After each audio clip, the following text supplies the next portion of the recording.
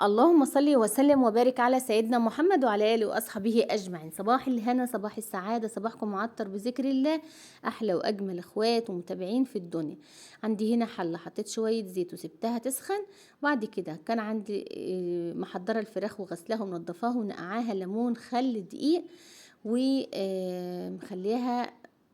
والله ما قصرت معاها، غسلتها ونقعتها وسبتها في المصفى اتصفت حوالي يجي ربع ساعة. بعد كده طبعا متغطية. طب بعد كده هجيبها بقى القطع الكبيرة الأول، هشوحها مع مع الفلفل، 7 بهارات، حبة قرفة، حبة روزمال، وطبعا ورق لوري، وده أساسي مع الحبهان. صلى على الرسول. ولو ما كنتيش اشتركتي انزلي تحت هتلاقي زر الاشتراك، اشتركوا وفعل الجرس عشان يوصلك كل جديد. ان شاء الله كل وصفاتنا باذن الله هتعجبك، لان احنا ما بنخرجش بره الحاجه الغاليه قوي قوي قوي، عشان في ايد متناول الجميع. عندي هنا طماطميتين، شوربتك العاديه بقى، وقرنين او 2 او 3 كده شطه، بس مش حمرا، فلفل يعني. هتقلبيها ولحد ما تاخد وتدي بشكل ود، وبعد كده تحطي بقى العزاول والحاجات بقى التانية كده. ما شاء الله، اللهم بارك. هتقلبيها شوية كده، وبعد كده تجيب المية وتزوديها. ومجرد هنا البصل، مجرد ان هي تغلي وخلاص هتبدأ ان هي تفور كده، تقوم جايه موطيه وسيبيها بقى خالص تاخد وتدي بشكل ودي مع نفسها. وعندي هنا معلقه كبيره من الثوم، ودي حاجه اساسيه عشان بيخلي طعمها حلو. عندك ليمونه، عصريها وحطيها بقشرها، هتبقى حلوه جدا برضو، وهتضيع لك الزفاره وهتبقى مية مية. طبعا زي ما انت شايفه معايا، هنسيبها بقى تاخد وتدي بشكل ودي. وتعالي نشوف احنا هنعمل ايه. انا عندي هنا حوالي كيلو ونص، كانوا 2 كيلو لبن، خدت منهم كوبايه، بقت كيلو ونص من الحليب الجاموسي او اللي هو السايب الفلاح. عندي هنا البصل هنا جبت له الكبه علشان هنعمل وصفه تانية. صلى على الرسول وركزي، الفيديو بتاعنا جميل النهارده وحلو ويستاهل بجد اللايك والمتابعة بإذن الله. ربنا يوسع رزقكم ويجعل الهنا والسعادة في بيوتكم عمرانة. وإن شاء الله إن شاء الله اللي ما كانش ليه نصيب يحج السنة دي، هيبقى إن شاء الله السنة الجاية. وربنا يتقبل منا ومنهم والأمة الإسلامية أجمعين، وبارك وعز الإسلام اللهم أمين. طبعا أخدت كمية البصل حوالي نص كيلو من البصل وزيادة كمان على فكرة. هنضربه كده لحد ما عينه تطلع، نضربه لحد ما عينه بعد كده بعد ما نضربه كده كويس، هنجيب بقى هنا الوok. اهم حاجة انك تشطفي الحاجة وتنضفيه. عندي هنا اكتر من نص كبد على قوانص. مش عايزة كبد وقوانص في الوصفة دي، هتعملي ايه؟ هعمل لكم مكرونة بشاميل عادي خالص، سهلة جدا وجميلة وسريعة وما بتاخدش وقت. كل الحكاية ان هي بتعوز كام حاجة كده، عشان كل حاجة بتبقى لوحدها، وبعد كده بتتغسل وشكرا على كده خلاص. متصعبيش على نفسك، ودايما تخلي الحاجة قدامك سهلة. بعد ما حطيت البصل في الوك، هحط عليه شوية زيت، وطبعا المغرب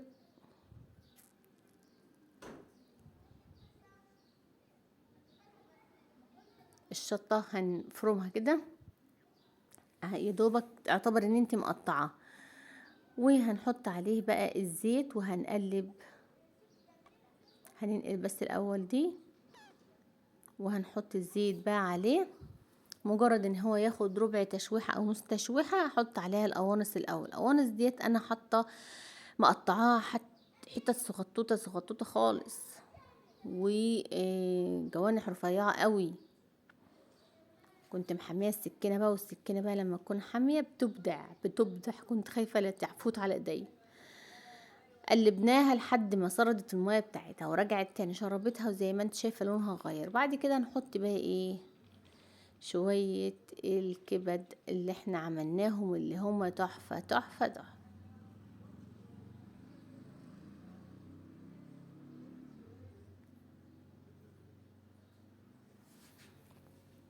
حطيتهم في جنب كده على ما يتشوحوا ويتصدموا كده، وبعد كده هنقلبهم كلهم على بعض.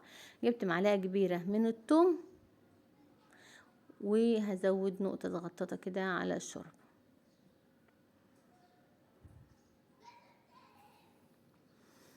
قلبيها كده في جنب لوحدها، وبعد كده بعد ما تلاقي لونها اتغير هتقلبي كله على بعض.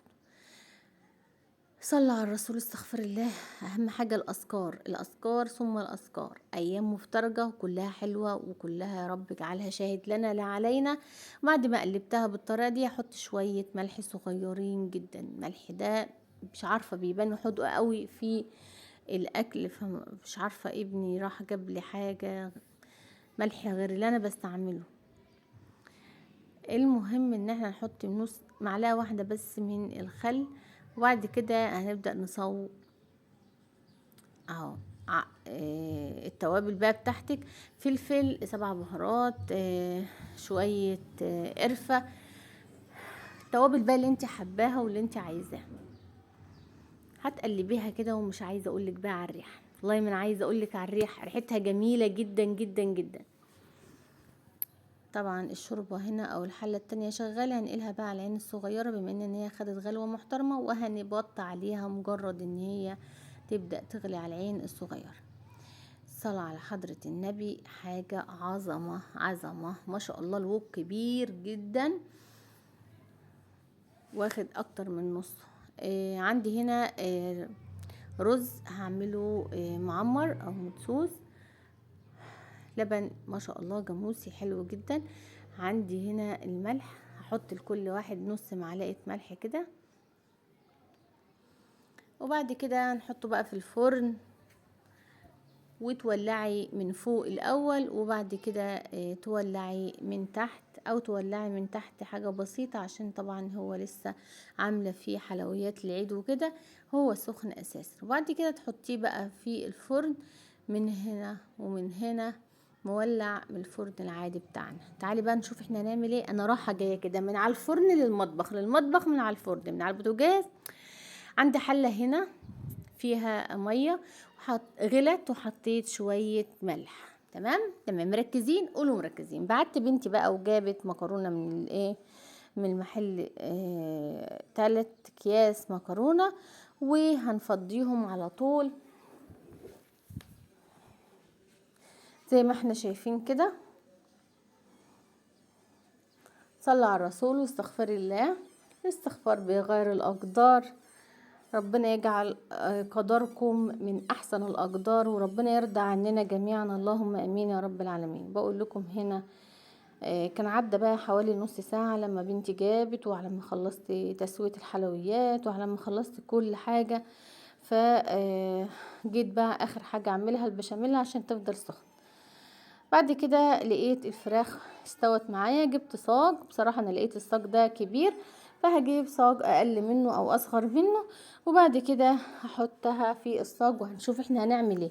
طريقة حلوة قوي قوي قوي، جربيها مع اللحمة، جربيها مع الفراخ، جربيها مع البط، مش هتندمي ابدا. احلى طريقة ممكن تاكليها بيها هي الطريقة اللي انا بقولك عليها. طبعا اكيد هتحتاج الشوربة، او اللي عندك اولاد عايزين شوربة، او ضيوفك بيحبوا الشوربة، ممكن تعملي عليها شوية ملوخية، ممكن تعملي عليها شوية قلقاس، ممكن ما تعمليش عليها حاجة خالص، تحط طبق شوربة حلو وجميل. طلعنا كل حاجة، كل حاجة بقى، الفراخ كلها حطيتها بقى في صاج اقل، وهنتبلها بالطريقة دي تحفة بجد. حبة ملح صغيرين، تبليها بقى زي ما انت عايزة، اي توابل عندك. شوربة طعمها جميل ورايقة وحلوة، شكلها حلو جدا. شايفين عاملة ازاي؟ هنحط كبشتين 3 كده على شوية صلصة. الصلصة ديت متسبكة طبعا، جاهزة عندي على طول للأكلات اللي هي زي دي السريعة، اللي ممكن ايه تكوني جاية من مشوار او شغالة او عاملة او كده، بتنجزك في الوقت في المجهود. بعد ما تبلناها كده، جبنا الصلصه وحطيناها عليها. ايوه بقى يا سيدي، عايزه اقول لك ريحتها كانت جايبه الشارع، طعمها حلو قوي قوي قوي وجميله وتحفه، وعسل وعسل وعسل. جربيها في اللحمه وجربها في الفراخ، وزي ما قلت لك في اي حاجه، حبه ملح صغيرين.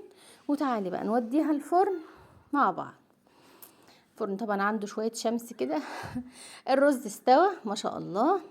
تعالي بقى ننغزه من فوق كده علشان نسقيه بالمادة الدهنية بتاعته. انا مش عايزة سمنة عليه ما تحطيش، عايزة زيت ما تحطي اللي انت عايزاه. انا عندي هنا كريمة كانت من على وش اللبن، كنت حطاها في التلاجة ولقيت وش لبن جميل كده، فاخدت نص رول بشاميل ونصه للرز، وبعد كده حطيت شوية سمنة وشوية زيت على الوش، وكان احلى واجمل واطعم وحاجة عظمة عظمة عظمة. الرز المعمر الجميل اللي معمول في الفرن حاجة تانية يا جدعان، اقسم بالله حاجة تانية. لا تقولي لي بقى انواع الفرن كلها، انواع الرز كلها على البوتاجاز، ولا تقولي لي اي حاجة، هي دي الرز اللي يتاكل فعلا.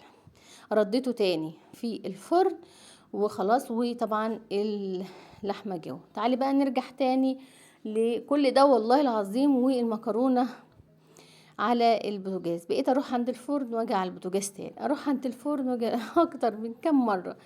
بعد كده بقى انا سلقتها خلاص، هاخدها واحطها عليها، اصفي الميه من عليها، وهعمل اخر حاجه البشاميل. عندي هنا حوالي 5 ل6 معالق، وعندي هنا برضو دقيق من 5 ل6 معالق، سمنه على زيت او زيت او براحتك خالص. المهم يكون طعمه حلو. هقولك تعملي ايه. عندي هنا اللي هو الكيلو الحليب، لقيته شوية صغيرين، حطيت شوية مية صغيرين وحبيت شوربة. ومش عايزة اقولك بقى جمال وحلاوة آه الشوربة مع البشاميل حاجة تحفة بجد بجد بجد. بعد كده بتقومي حاطة الشوربة بالطريقة دي، بتحطي كل التوابل بتاعتك بقى اللي انتي بتحبيها واللي انتي عايزاه. بعد كده بتحطي بقى بقية القشطة اللي احنا جايبينها من على وش اللبن. بقفل الشبابيك لان في دوشة تحت، الولاد بيلعبوا.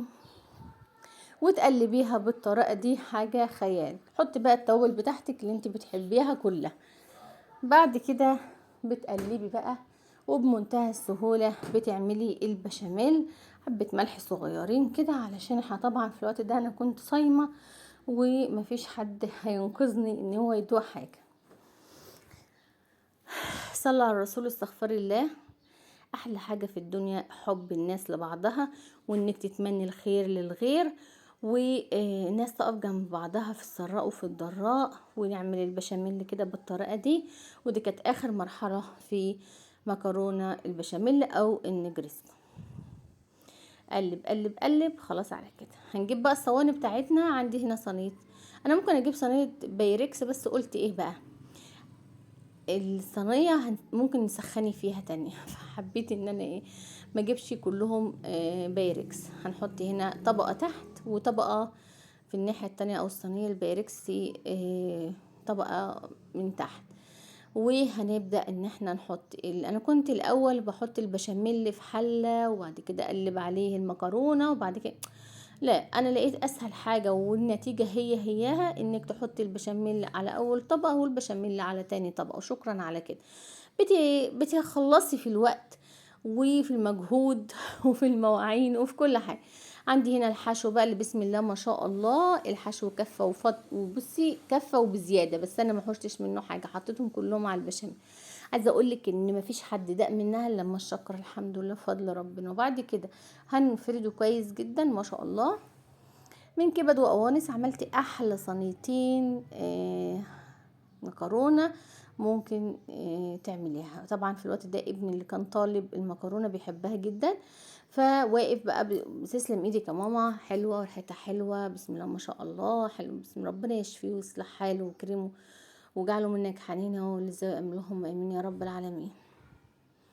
حط بقى البشاميل بقى على الوش كده، وايوه يا سيدي بقى، ايوه يا سيدي، حاجه حلوه جميله طعمها حلو وسايحه ونايحه كده لما تكون سخنه. مش سخنه واتاخرت على اكلها تسخنيها تاني هتبقى سايحه برضو. ليه بقى؟ لان احنا مش مجمدين البشاميل بتاعنا قوي، مخلينه متوسط كده، في حاجه تفتح النفس. عندي هنا بقى خلاص الفراخ بتاعتي خلاص كده خدت الوش وغلت كمان في الفرن. وطبعا كان حد بقى ايه قطع له خرطة كده من الولاد. فكل سنة وهم طيبين. ودي صينية البشاميل اللي استوت من فوق من تحت وحمرة وجميلة. يا رب النهاردة الفيديو يعجبكم، واشوفكم في فيديو جديد. وزي ما انتم شايفين اكلتنا النهاردة، وطبعا في كمالة، بس طبعا احنا صايمين في الوقت ده، ف هنغرف بقى الاكل وكده المغرب. اشوفكم في فيديو جديد، استودعكم الله، وكل سنة وانتم طيبين، عيد مبارك وسعيد على الأمة الإسلامية. سلام.